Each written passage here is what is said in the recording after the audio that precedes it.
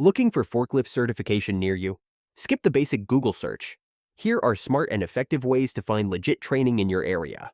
Tip number 1. Walk into a local forklift dealership or equipment rental yard. They often host or refer people to certified training, and it's rarely advertised online. Tip number 2. Check with warehouses or factories, even if they're not hiring. Some will let outsiders join their in-house training. You just have to ask. Tip number 3. Join Facebook groups or job forums in your city.